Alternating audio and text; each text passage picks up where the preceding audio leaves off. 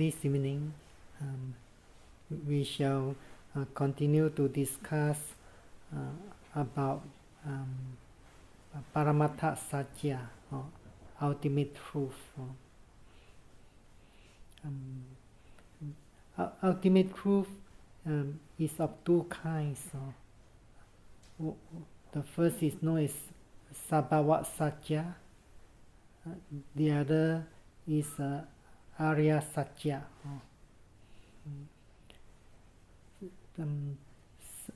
Sabhava Satya,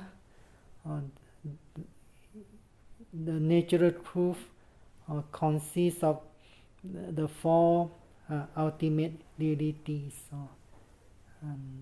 They are mind or chitta or cetasika, the mental concomitants, rupa, materiality, and nibbana or enlightenment.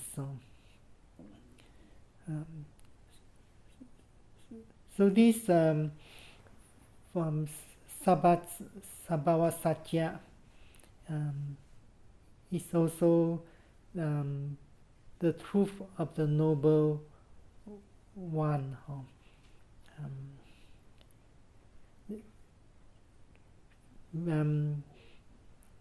For example, we living in this mundane world,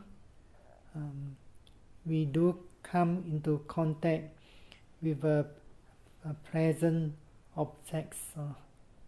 For example, there's a present context with a physical object. Then then we feel happiness or sukha or physical happiness. So that feelings is real. No one can deny it and saying that it's not true. Similarly, when we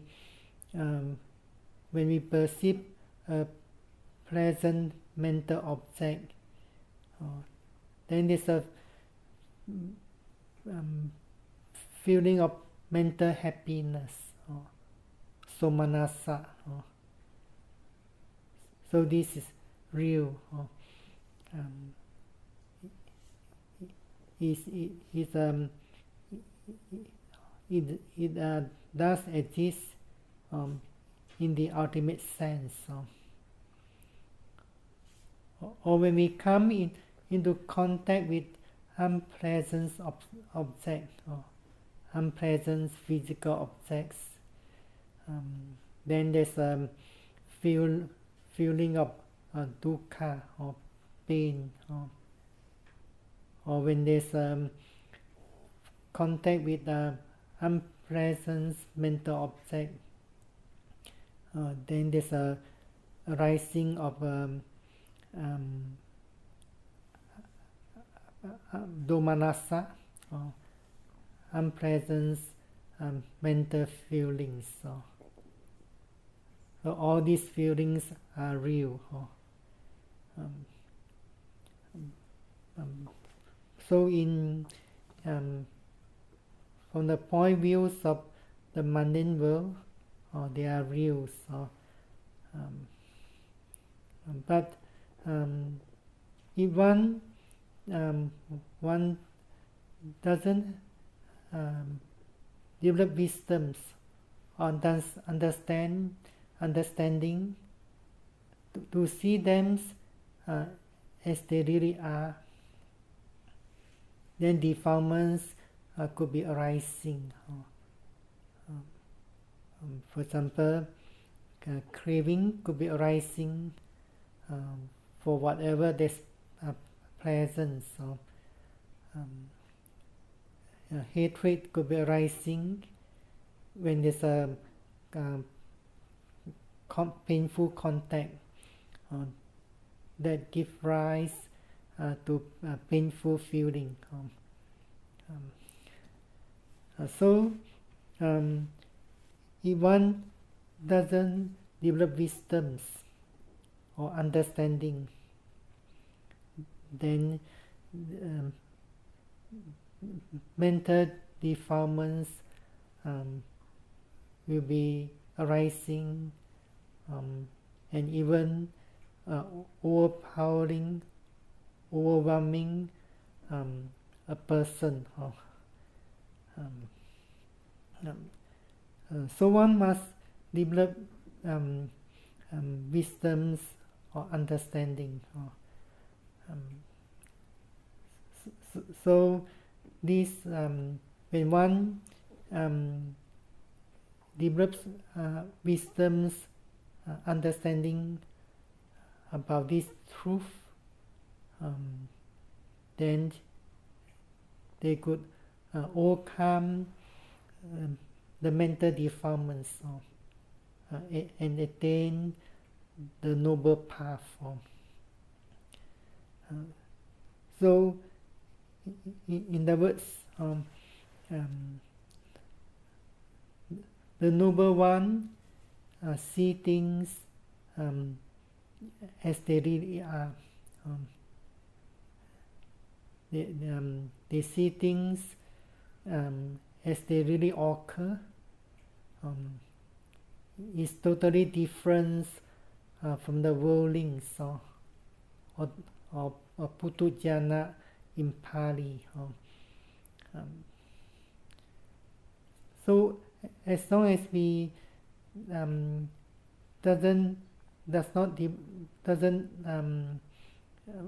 we do not develop understanding of wisdoms, then we can never attain the noble path.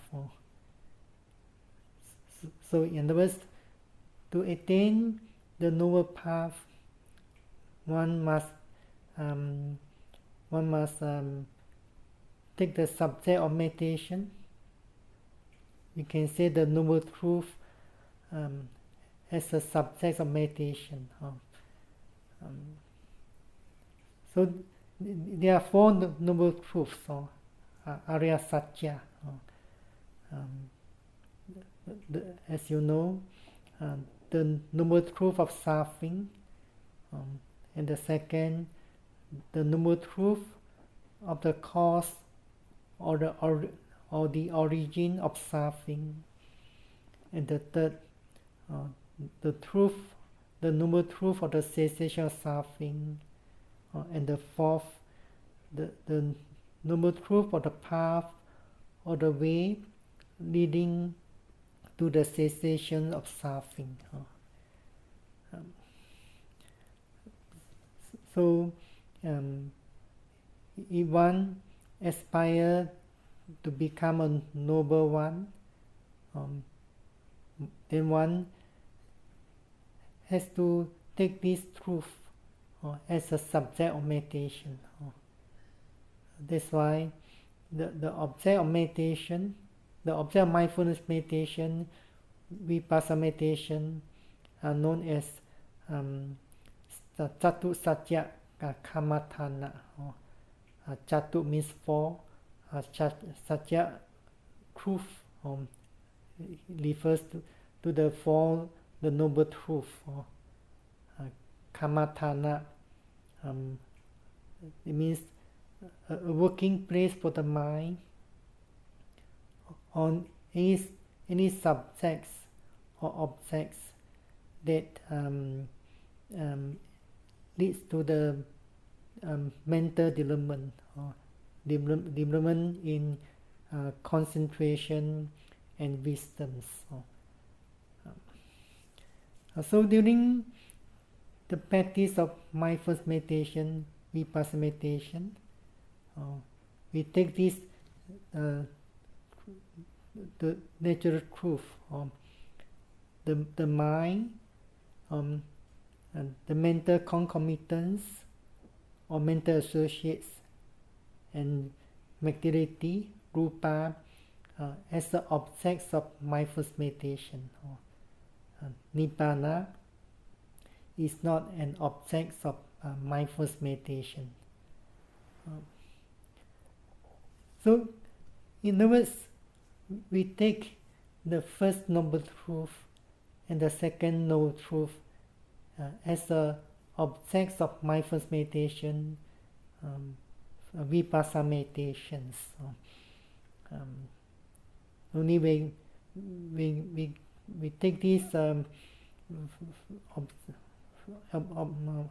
first noble truth and the second noble truth as the object of meditation, then we shall attain the noble path eventually. So what is the noble truth? In fact, the noble truth of suffering is the 5 aggregates of clinging, or in the words, mentality and physicality, or Namarupa. So the Namarupa, or 5 aggregates of clinging, are the truth of suffering to mindfulness meditators or Vipassana meditators.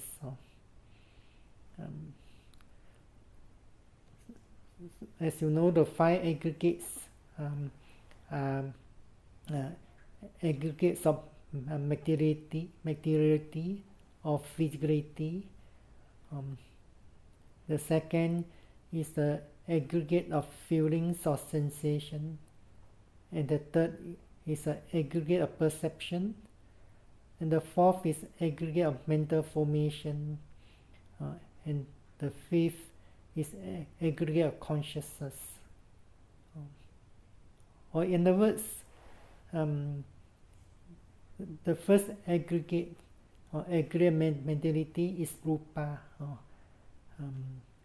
and the second aggregates, the third, and the fourth and the fifth are grouped under nama, or mental phenomena. In the teaching of Abhidhamma, Sankara, the aggregate of mental formation consists of 52 mental concomitants or mental associates. But when we look at this Namarupa as a 5 aggregates, then the feeling of perceptions become 2 different aggregates.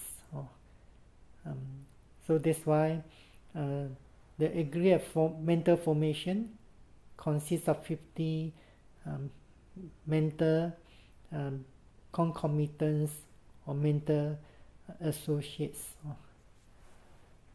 So one of the mental formations of Sankara Khanda is tanha, or craving. So tanha is the truth of the cause or the origin of suffering.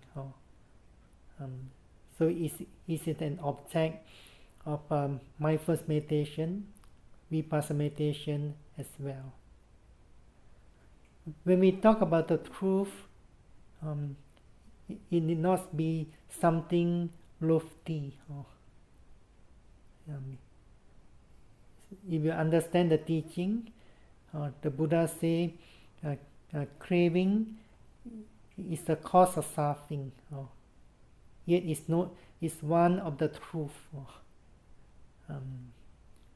There are other unwholesome mental formation or unwholesome mental concomitants, such as hatred, dosa, moha delusion, moral shamelessness, moral fearlessness, ahirika, anutapa, and so on. So they are the truth. Of course, there are other wholesome mental factors. Usually it's known as beautiful mental concomitants, such as alobha, adosa, or non-greed, non-hatred, or wisdom, panya, or sati, mindfulness, and so on. So when we talk about the truth is not only about something lofty.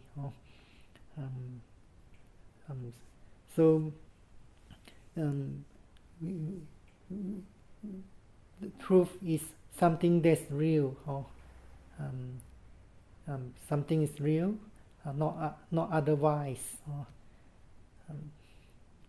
So we need to be mindful of them in order to develop wisdoms or right understanding. So during the practice of mindfulness meditation, we can say the object of phenomena of mindfulness meditation are the first noble truth, which consists of nama-rupa, or in other words, the five aggregates. And the second noble truth is also an object of phenomenon of mindfulness meditation. So these two truths cause a whirlings to go round and round again in this samsara. So one should rightly understand that these two truths is a cause for the whirlings to go round and round again in the samsara, in the cycle of birth and death. And the third truth, the truth of the cessation of suffering, and the fourth truth, the truth of the path or the way leading to the cessation of suffering, are not the objects of phenomena of mindfulness meditation. And these two noble truths, the third noble truth and the fourth noble truth, are the way to be free from the round of samsara. So in accordance with the commentaries, if one has rightly understood that the first two truths are the cause of the samsara, the round of the rebirth, and the third noble truth and the fourth noble truth will lead one to be free or liberated from samsara. If one is endowed with such basic knowledge, then one can begin to practice mindfulness meditation or Vipassana meditations. So during the practice of mindfulness meditation, you have to develop the path. The scriptures say that one should develop the path in order to understand fully the truth of suffering. So that's why there's a discourse in the Samyutta Nikaya explained that the truth of suffering should be fully understood. And the second noble truth, the truth of the cause or the origin of suffering, should be fully abandoned. And the third noble truth, the truth of the cessation of suffering, should be fully realized, or should be fully experienced. And the fourth noble truth, the truth of the path or the way leading to the cessation of suffering, should be fully developed. So, in other words, only one who has fully understood the truth of suffering, it was Namarupa, or five aggregates, then one will be able to abandon suffering, or to remove suffering completely. So when the cause or the origin of suffering is uprooted or abandoned, one will attain a cessation of suffering or nibbana. So in other words, one has to overcome or uproot the cause of suffering completely in order to attain cessation of suffering. So taking cue of this teaching of noble truth,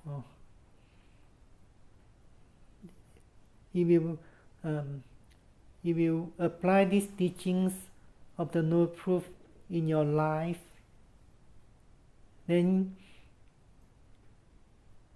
you will encounter any problems in your life, then you have to find out the cause of these problems. If you know the cause, then most likely you know the solutions. The commentaries explain it with a simile. The commentaries say that the Buddha behaved like a lion. If one shoots an arrow to the lions,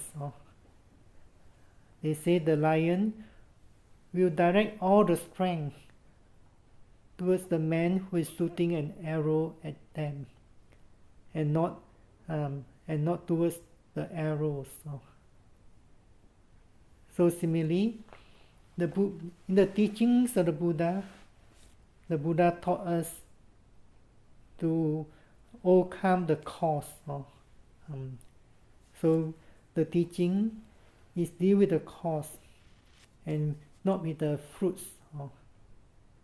So you have to realize the cause of suffering. You have to deal with the cause of suffering. Those who do not understand the teaching, then they may deal with the cause. For example, they are teaching outside the Buddha Sasana, where the teachers taught the students or disciples torturing the body, thinking having this body is the cause of suffering. So similarly, if we wish to attain cessation of suffering, then you must deal with the cause, overcoming the cause. But as long as we do not understand fully that Namarupa is suffering, one may not put effort to overcome the cause. It is like the worldlings who like to enjoy all kinds of sensual pleasures, craving for all kinds of sensual objects. They do not know suffering at all. They will not be interested in the teachings which the Buddha say is against the streams of the sensual pleasures. So that's why we need to develop wisdom, understanding, so that we rightly understand that Namarupa, or the five aggregates, are the truth of suffering. So during the practice mindfulness meditation, meditators have to be mindful of Namarupa, or the five aggregates as they really are. So meditators can't choose one phenomenon or one object as the only object of mindfulness. It's because there are varieties of mental objects and physical objects. And we also need to realize these truths are not found outside us. These truths are found in you, not outside. The path leading to the cessation of suffering is not found outside you. The path is also found inside you. In other words, the path consists of 8 mental factors. The truth of suffering, the truth of cause suffering, also found in you. All this can be experienced in your mind. So the truth of suffering is experienced in your mind. The cause is also found in your mind. The path is also found in your mind. And we can say that the experience, we can experience the cessation of suffering. So you do not have to look outwards. That's why you have to turn your attention inwards in order to understand or to realize the truth. So meditators need to develop the noble path. The path consists of 2. One is known as mundane path, the other is supra-mundane path. The mundane path, or Lokiya Magga, is practiced by the worldlings. But the supra-mundane path is practiced by the noble one. So as long as we have not yet attained any stages of enlightenment, what we are practicing now is known as mundane path. It's known as mundane path because defilements are not yet uprooted. So the practice is not stable, not firm. And we can only attain mundane path when we have realized the true natures of mental and physical phenomena with deep concentration. So in fact, we can experience the truth to a certain extent during the practice of mindfulness meditation. For example, when meditators put forth strenuous effort, then they could be mindful of every process of the phenomenon attentively, precisely. So meditators, for example, be mindful of the movements of rising, falling during sitting meditation. If there's other object arising and that object is more dominant or more distinct than the process of rising movements or the process of falling movements, then meditators should be mindful of the other object which is more distinct. Whenever there's mental state arising, as soon as meditators perceive there's a mental state, for example thinking, they should be mindful and know it at that moment. They do not have to find out or analyze how long I have been thinking. At the moment of knowing this thinking, at that moment the meditator is mindful and know it. If that thinking, know it means taking mental note, for example thinking. If that thinking did not disappear instantly. So meditators need to put forth effort. It's because of mental effort.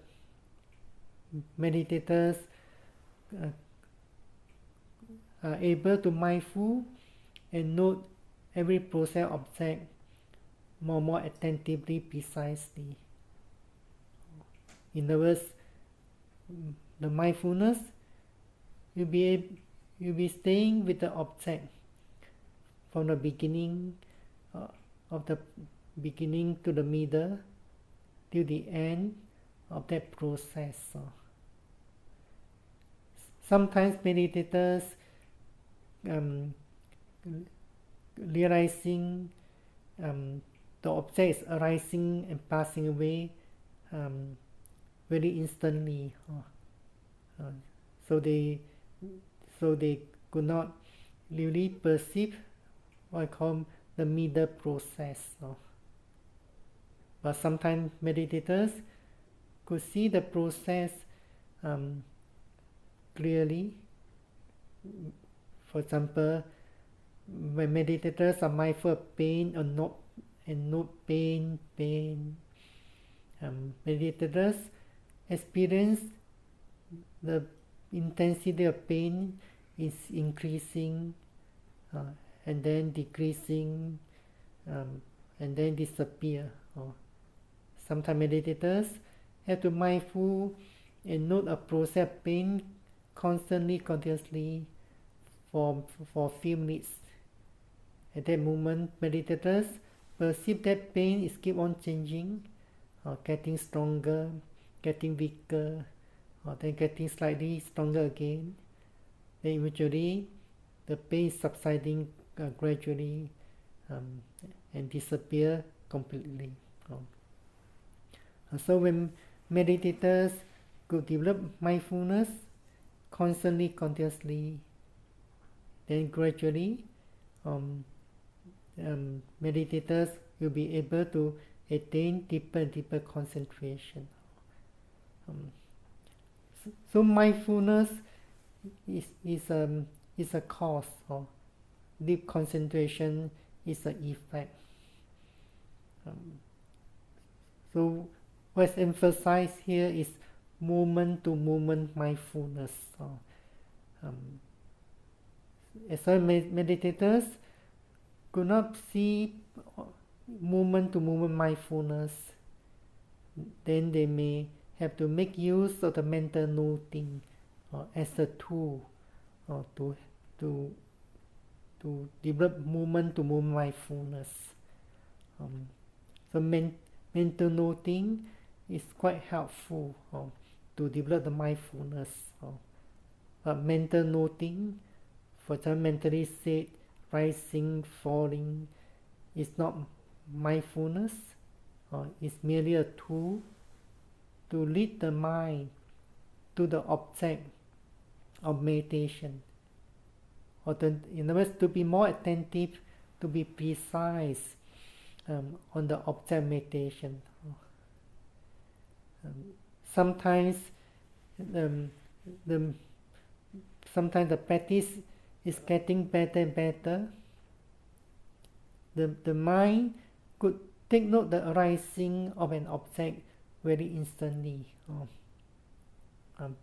But the most important is that the mindfulness is with the object, perceiving the arising and passing away object. Or sometimes the practice is getting better. Meditators could perceive the passing away the object, only the passing away the object. So meditators should be aware of it as it is. So when meditators could develop mindfulness from one moment to next moment, then they would gain deeper and deeper concentration. During the practice of mindfulness meditation, there's a mental factors known as right thoughts. Right thoughts actually is one of the mental concomitants, which is known as vitakka. Vitakka is translated as applied thoughts. But it's not about thinking about the object or thinking about the experience on the object. Right thoughts of vitakka means leading the mind towards the object of meditation. So the commentary explains with some similes. One of the similes, like a man is hitting the bell repeatedly. So similarly, meditators need to note the object repeatedly. If an object did not disappear instantly. At the beginning of practice, mindfulness and concentration are not strong enough. So meditators have to make use of the mental noting to lead the mind to the object, to lead the mind to experience the object. For example, when there's a pain arising, the pain is not disappearing immediately. So meditators have to note it repeatedly, pain, pain, pain. So that meditators could experience the painful sensation from one moment to next moment. In fact, there's no object that lasts more than a movement. But because mindfulness and concentration are not yet strong enough, then meditators might think an object, for the painful sensation, lasts for a few minutes, and so on. So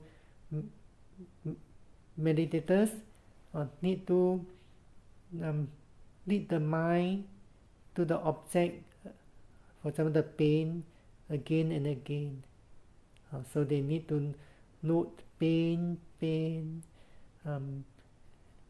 ensuring that the mindfulness is staying with the painful sensation, experiencing the pain from one moment to next moment. So when meditators could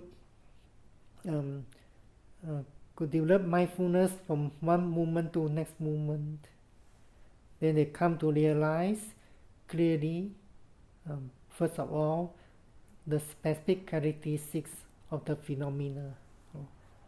For example, meditators realizing the movements of rising clearly. There's only process of rising movements, and then there's a process of falling movements. When the mindfulness is getting sharper, meditators realize that there's a series of movements. It's not a single process of rising movements, nor a long process of rising movements, a long process of falling movements. But all these movements consist of series of broken movements, and there's a process of mindfulness and the noting mind. So meditators could see clearly that the mindfulness or the noting mind is always arising almost at the same moment with the object, and that mindfulness also subject to passing away together with the object, almost at the same moment. So if meditators could see, realize there's a pair of processes, then gradually meditators come to realize both processes are arising and passing away very instantly. So when meditators could realize that the object are arising and passing away very instantly, and they could experience constantly, continuously, that every object is arising and passing away, then they come to realize sankhara dukkha, it means being oppressed by the constant and instant arising and constantly by the instant arising and passing away of the mental and physical phenomena. So when meditators could realize every phenomenon is arising and passing away very instantly, meditators come to realize that there's no self, because everything is arising and passing away. So when there's no self, then this craving will be removed at that moment. Craving is arising due to the idea or the notion of a self or an I or a person. When there's this idea, notion of a person, an I or you, then this notion I might have the desire for certain sensual pleasures or craving for certain sensual objects. But when meditators realize that at that moment there's no self except the instant arising and passing away of mental physical phenomena. So when the craving is overcome at that moment, then one could experience cessation at that moment, or cessation of suffering. But that cessation of suffering is not ultimate cessation. It's known as Tatanga Pahana Nirodha. We have explained the meaning of Tatanga Pahana. This when meditators have realized the true nature of mental and physical phenomena. In other words, when they have gained insight knowledge into the true natures of mental and physical phenomena, that insight knowledge overcomes defilements at that moment. But when the practice is getting weaker, when meditators could not gain clear insight, then the defilements might appear again. So in other words, meditators have to develop moment-to-moment mindfulness. When meditators put forth strenuous effort, then gradually meditators will be able to develop moment-to-moment mindfulness, and the mental factors of right thoughts, which is known as vitaka, applied thoughts, leads the mind to the object of mindfulness again and again. When the mindfulness is able to perceive every process of phenomenon attentively, precisely, and is not interrupted by any hindrances or defilements, then meditators will gain right concentration. That right concentration is known as Vipassana Samadhi, or Vipassana concentration. In other words, that concentration gives rise to insight knowledge, or rightly understanding the three common characteristics of phenomena. So this is known as right understanding. If meditators have not attained right concentrations or momentary concentration, then there's no insight knowledge, there's no right understanding. But meditators could develop momentary concentration, then there's right understanding from personal experience. And at each moment of the mindfulness, the mind is also abstained from wrong speech, wrong actions, and wrong livelihood. So these three factors, right speech, right actions, right livelihood, are known as three kinds of abstention, or three kinds of abstinence. That means the mind is abstained from wrong speech, wrong actions, wrong livelihood during the practice mindfulness meditation.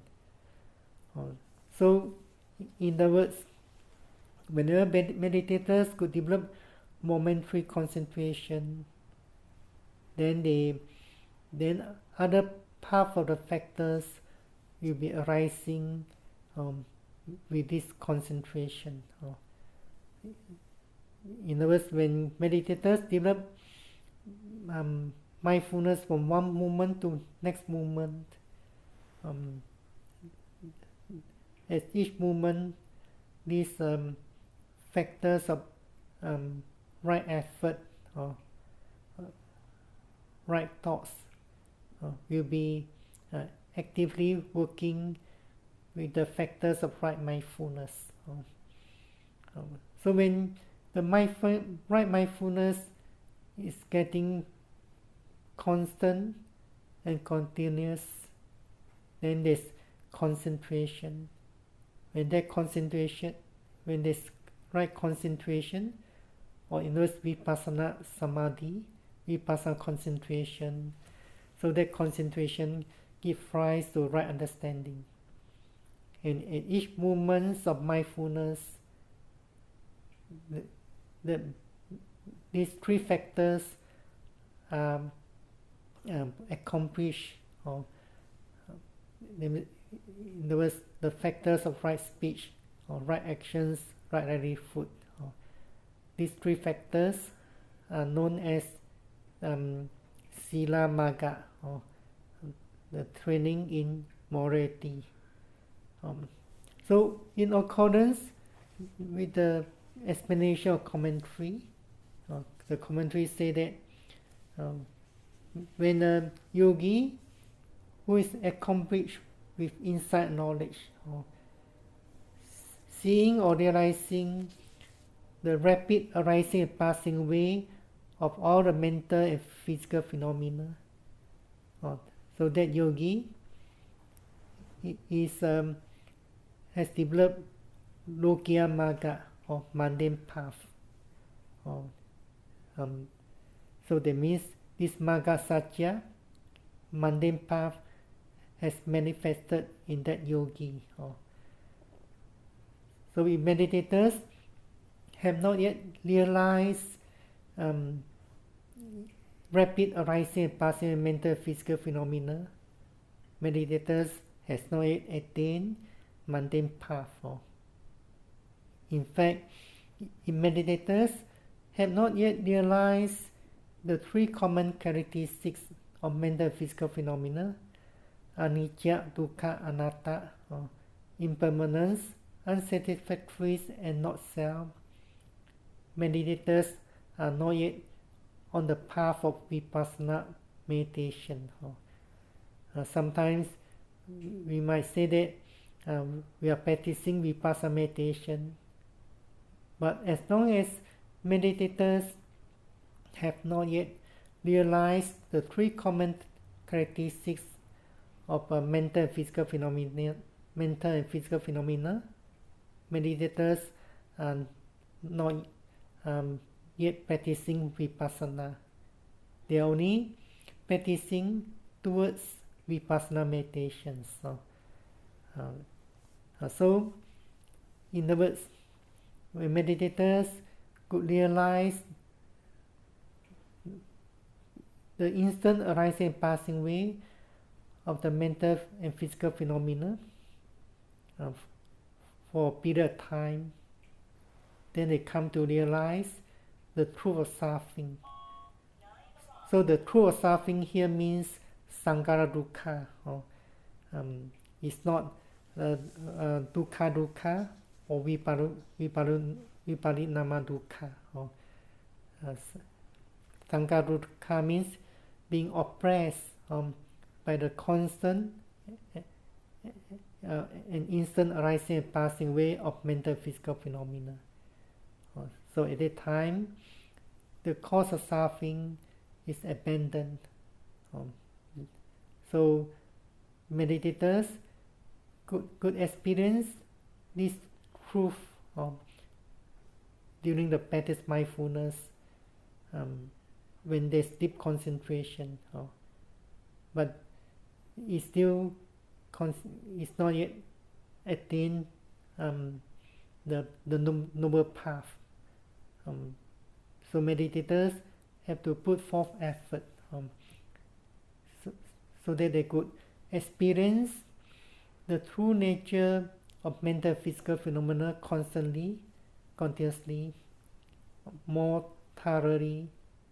Then they will make progress to a higher stages of experience, then there's only possible to attain the supramundane path. So when the meditator attain the supramundane path, then that path will uproot the mental defilements completely. If they attain the first path knowledge, the first path knowledge will uproot the mental defilements of wrong view and doubts. So when we talk about Paramada Satya, it's about Sabhava Satya and Arya Satya. And this Satya, this truth, can only be understood or realized through personal experience or direct experience. It's not possible to understand, realize fully by reading or by listening from others or by thinking. So that's why the Buddha say the truth can only experience by oneself. So in order to experience the truth, one must follow the path, one must develop the path.